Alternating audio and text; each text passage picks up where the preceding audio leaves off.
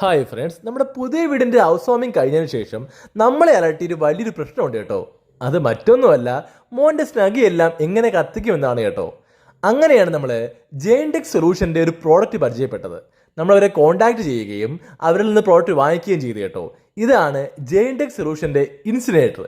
നമ്മൾ ഇതിൻ്റെ അകത്ത് നമ്മുടെ മോൻ്റെ സ്നഗി വലിയ രീതിക്ക് പുകയൊന്നും ഇല്ലാതെ തന്നെ ഈസി ആയിട്ട് കത്തിക്കാൻ പറ്റും. അത് എങ്ങനെയാണ് ഞാൻ ഈ വീഡിയോയിൽ കാണിക്കാൻ പോണത്.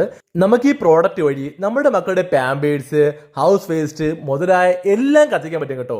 അതും നമുക്ക് ഫ്യൂവൽസോ കെമിക്കൽസോ ഒന്നും തന്നെ വേണ്ട. ഞാനിപ്പോൾ സാമ്പിൾ കാണിക്കാൻ വേണ്ടി എൻ്റെ മോൻ ഉപയോഗിച്ച 2 പാമ്പേഴ്സ് എടുത്ത് കേട്ടോ. ഈ പാമ്പേഴ്സ് എങ്ങനെ നമുക്ക് ഈ തീക്കകത്തിട്ട് ഈസി ആയിട്ട് കത്തിക്കാമെന്ന് ഞാൻ കാണിച്ചു തരാം ഗൈസ്. അപ്പം ഞാൻ അടപ്പൂരി മാറ്റിയിട്ടുണ്ട്, നമുക്ക് നോക്കിയാലോ. നോക്കി വല്ലതും കാണുന്നുണ്ട് ഫ്രണ്ട്സ്. അപ്പൊ നമ്മൾ ഇതിന്റെ അകത്ത് നമ്മൾ 2 സ്നഗി ഇട്ടായിരുന്നു കേട്ടോ. സ്നഗിയുടെ കൂടെ നമ്മൾ 2 വിറകിന്റെ പീസും കുറച്ച് തുണ്ടും കുറച്ച് പേപ്പർ ഇട്ട് കച്ചായിരുന്നു. കത്തിയോട് നമ്മൾ നേരെ ഇതിന്റെ അടപ്പെടുത്ത് മണ്ട വെച്ച് അടച്ചു കേട്ടോ. ഈ മണ്ട അടപ്പ് വെച്ച് അടച്ച് നമുക്കൊരു 10-15 മിനിറ്റ് കഴിഞ്ഞപ്പോൾ നമ്മൾ ഇട്ട എല്ലാ സാധനവും കത്തുകയും ചെയ്തു. അതിന്റെ കൂട്ടത്തിൽ കിടന്ന് നമ്മളെ പാമ്പേഴ്സ് കത്തുകയും ചെയ്തു കേട്ടോ. എന്റെ വേസ്റ്റ് കണ്ടാലോ നമുക്കിപ്പോ.